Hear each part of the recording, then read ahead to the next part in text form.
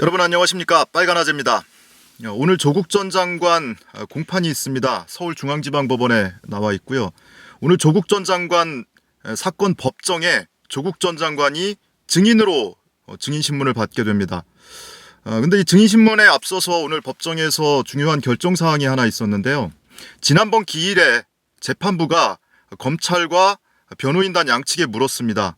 지금 진행하고 있는 유재수 감찰무마 사건, 직권남용 사건, 이 사건을 다른 사건과 분리를 해서 선고를 할까? 아니면은 기존대로 병합을 해두고 나중에 한꺼번에 선고를 할까? 이 의견을 물었는데 검찰에서는 분리 선고를 강력하게 희망을 했습니다. 이 사건을 수사하고 기소했던 동부지검에서는 우리는 처음부터 병합을 원하지 않았다. 분리해서 심리가 진행되길 원했다.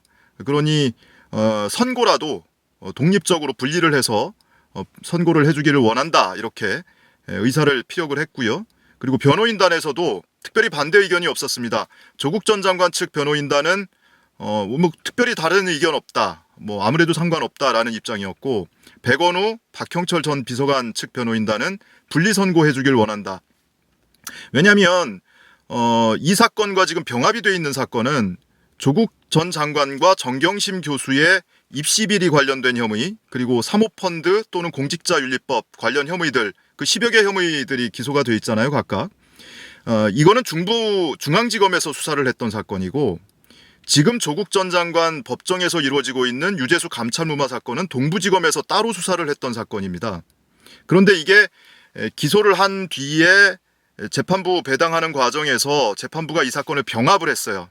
그래서 하나로 병합을 해서 한 사건으로 지금 다루고 있는데, 다만 사건 유형이 다르고 쟁점이 다르고 피고인이 다르기 때문에 순서를 정해놓고 동부지검에서 기소한 유재수 감찰무마 사건부터 하고 있는 거거든요. 그러니까 이거를 분리를 하지 않으면 나머지 모든 사건의 심리가 다 끝난 뒤에 선고를 하게 됩니다. 그러면 그것이 뭐 6개월이 걸릴지 1년이 걸릴지 또는 그 이상이 걸릴 수도 있는 거니까, 이 박형철 백원우 측에서는, 그리고 이 박형철 백원우와 함께 조국 전 장관을 유재수 감찰무마 사건으로 기소를 한 동부지검 검사들 입장에서는 이거를 분리를 해달라라는 입장이었거든요. 근데 오늘 검찰이 번복을 했습니다. 법정에 재판 시작하기 전에 강백신 부장검사가 법정에 들어오는 거예요. 강백신 부장검사는 조국 정경심 관련 사건들 중앙지검에서 수사를 했고 기소를 했죠. 그리고 지난번 인사에서 창원지검 통영지청 부장검사로 형사 1부장으로 발령이 나 있는데, 공소 유지를 위해서 관련 사건 지금 공판이 진행 중일 때는 계속 공판에 참석을 하고 있거든요. 그런데 오늘 사건은 중앙지검에서 기소한 사건하고는 별개의 사건이란 말이죠. 그런데 강백신 부장이 왜 이 법정에 나타났을까 좀 의아했는데, 알고 보니 이 분리 선고하는 것에 반대하는 의견을 피력을 하려고 법정에 나타난 겁니다.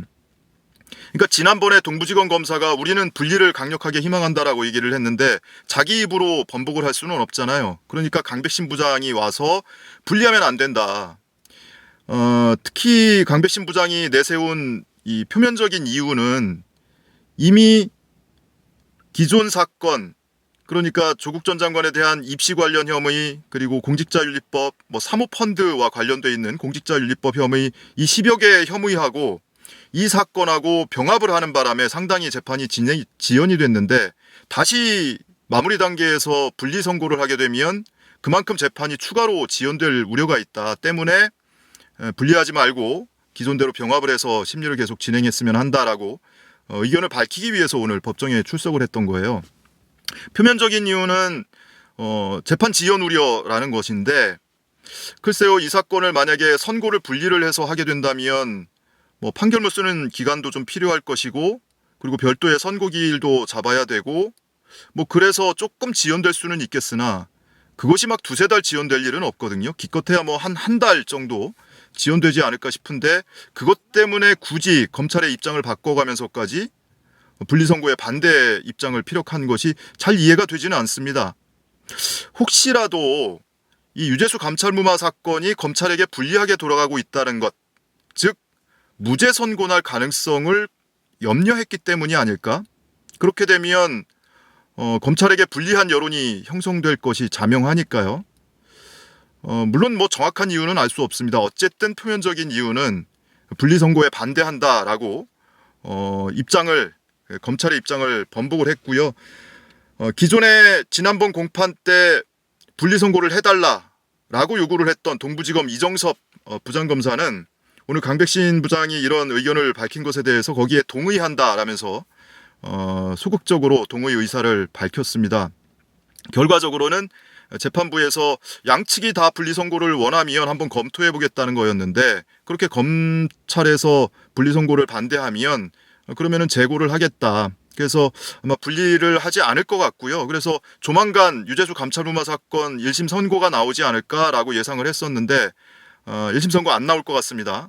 이 모든 사건이 심리가 다 끝난 뒤에 한꺼번에 선고가 나올 것 같고, 그래서 오는 20일에 검찰이 이 감찰부마 사건에 대한 구형 의견을 밝힐 예정이었는데 이것도 밝히지 않을 예정입니다. 그래서 이 사건이 오늘 조국 전 장관에 대한 증인신문이 끝나고, 그리고 11월 20일에 검찰이 서증조사기일을 하루 원했거든요. 그래서 서증조사하고 또 필요할 경우에는 피고인 신문까지 하고, 그러고 나서 추정을 해놓고 다음 사건으로 심리가 넘어갈 것 같습니다. 다음 사건은 마찬가지로 입시비리라든지 무슨 뭐 사모펀드 관련 이런 사건들이 아니고, 조국 전 장관이 기소돼 있는 사건 중에 노한중 부산의료원장으로부터 딸이 장학금을 받은 것, 200만 원씩 세 학기에 걸쳐서 600만 원 장학금 받은 것, 이거를 뇌물 그리고 김영란법 위반 혐의로 기소를 해놨거든요. 그래서 이 사건부터 또 이어서 아마 다루게 될 것 같습니다. 자, 그리고 오늘 증인신문은 조국 전 장관이 증인으로 출석을 합니다. 피고인 신문이 아니고 증인 자격으로 출석을 합니다. 백원우 피고인, 박형철 피고인에 대한 증인 자격으로 출석을 하기 때문에 증인석에 앉아서 증인 선서를 하고 증언을 하게 됩니다. 위증을 하면 처벌받을 수 있는 중요한 날이에요. 그 전에 어쨌든 이런 조국 전 장관의 증인신문은 오후에 이제 속행이 될 예정이고요. 오전에는 백원우 전 비서관에 대한 변호인 측의 반대 신문이 있었습니다. 지난번에 박형철 그리고 백원우 두 명에 대한 증인 신문이 있었는데 다 못 끝냈어요. 검사의 주신문이 굉장히 지지부진하게 진행되는 바람에 백원우 전 비서관에 대한 변호인 측의 반대 신문을 하지 못한 채로 끝났습니다. 그래서 오늘 오전에 진행이 됐는데 백원우 전 비서관은 증인 자격으로 증인석에 앉고, 조국 전 장관 측 변호인 그리고 박형철 전 비서관 측 변호인이 백원우 증인을 상대로 신문을 하는 날이었죠. 백원우 전 비서관의 증언 내용은 뭐 기존에 많이 알려진 내용에서 크게 벗어나지 않습니다.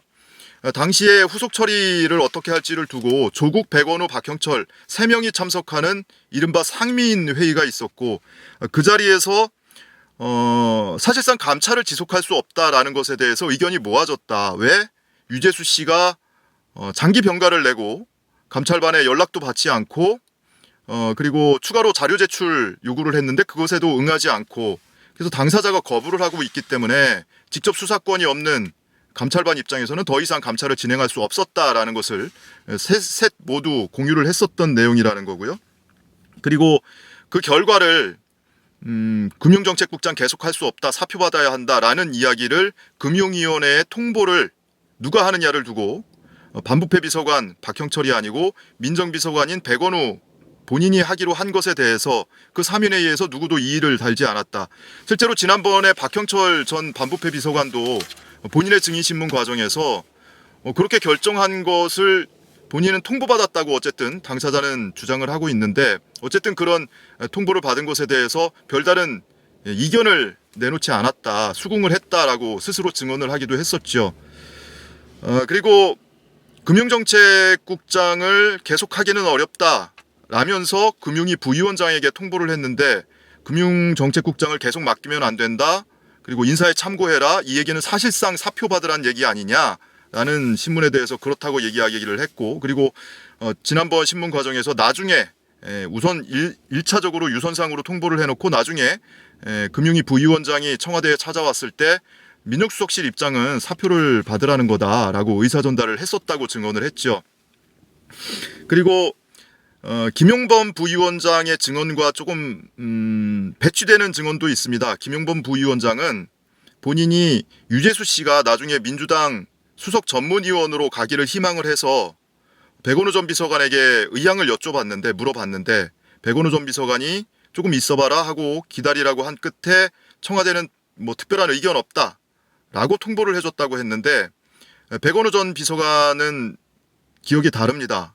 그런 이야기를 김용범 부위원장이 나에게 물어온 적이 없었다라고 기억을 하고 있습니다. 다만 유재수 씨가 수석 전문위원으로 간 것은 사후적으로 알았다. 나중에 알게 됐다라는 것이죠. 그리고 백원우 비서관을 상대로 박형철 전 비서관 측 변호인도 증인 신문을 했는데 조금 다르잖아요. 스탠스가. 박형철 전 비서관 측 변호인은 최대한 백원우 조국과 박형철과 이 책임의 한계에 선을 그으려고 하는 기색이 역력했습니다. 그러니까 이 후속 조치 감찰이 종료든 중단이든 어쨌든 끝나고 나서 후속 조치 수위를 결정하고 통보 방식을 정하고 이런 하는 과정에 있어서 본인은 객체에 불과했다는 거죠. 적극적으로 의견을 개진하고 함께 상의하고 한 것이 아니고 웬만한 것들은 조국과 백원우가 상의를 해서 나는 통보를 받는 입장이었다. 그렇기 때문에 나는 이 사건의 직권남용 또는 직무유기에 객체에 불과하지 내가 주도적으로 뭘 한 건 없다라는 정도 선에서 좀 선을 그려는 그런 신문을 이어갔습니다. 대체로 그런 방향이었고요. 다만 이제 백원우 전 비서관이 증인 신문 과정에서 한 가지 첨언한 것을 전해드리자면 검찰이 이 사건을 바라보는 시각이 유재수 감찰이 중단이 되고 그리고 금융위 부위원장에게 통보가 되고 결과적으로는 유재수 씨가 사직을 하고 그리고 다른 자리를 가게 됐는데 이런 사례가 있느냐. 감찰이 중간에 종료가 되고 중단이 되고 또는 무마가 되고 그리고 유선상으로 결과를 통보하고 당사자 사표 낼 때까지 기다리고 이런 사례가 있느냐라고 이제 이런 예외적인 사례 또는 이례적인 사례라는 시각으로 보고 있는데 뭔가 예외적이고 이례적이라고 볼 거면 비슷한 케이스가 있어야 비교가 가능하잖아요. 그런데 비슷한 케이스가 없다는 거죠. 실제로 조국 전 장관이 민정수석으로 취임하고 나서 한 6개월간에 걸쳐서 진행돼 있던 감찰 중에 이렇게 직접 감찰을 했는데 당사자가 감찰을 거부하고 속된 말로 잠수 탄 경우도 없고 그렇기 때문에 이런 케이스가 없기 때문에 비교 대상이 없다. 근데 어떻게 이것을 예외적이고 이례적이라고 표현할 수 있느냐라는 아주 지당히 마땅한 당연한 그런 주장을 펴기도 했습니다. 자, 이 정도로 오늘 오전 공판 소식 전해드리고요. 이제 오후에는 2시부터 조국 전 장관이 증언을 하게 됩니다. 지난번에 증언을 하겠노라고 미리 예고를 했어요. 그래서 지금까지 이 사건이 시작되고 나서 지금까지 이어진 전 과정에 걸쳐서 수사 단계부터 관련 사건의 공판에 이르기까지 전 과정에 걸쳐서 조국 전 장관 본인의 입으로 어떤 주장, 진술, 증언을 들을 기회는 누구도 없었습니다. 검찰도 없었어요. 수사 단계에서 검찰에 출석을 했을 때는 진술 거부권 행사했죠. 그리고 지난번에 정경심 교수 공판에 조국 전 장관이 증인으로 출석을 했을 때는 증언 거부권 행사했죠. 검찰이 300회 넘는 질문을 반복했는데 거기에 대해서 형사소송법 제148조에 따르겠습니다 라면서 300회 넘게 전면 증언 거부를 행사를 했죠. 다만 오늘은 백원우 피고인, 박형철 피고인에 대한 증인 자격으로 출석을 해서 선서를 하고 증언을 하는데 오늘은 증언을 하겠노라고 예고를 했습니다. 그래서 본인의 입으로 뭔가 이 사건과 관련한 진술, 주장을 듣는 첫 날이 바로 오늘이 될 것 같습니다. 조국 전 장관의 증인신문 내용은 오후에 공판 마치고 나중에 또 소식을 전해드리기로 하죠. 오늘 오전 공판 소식 이 정도로 마치겠습니다. 감사합니다.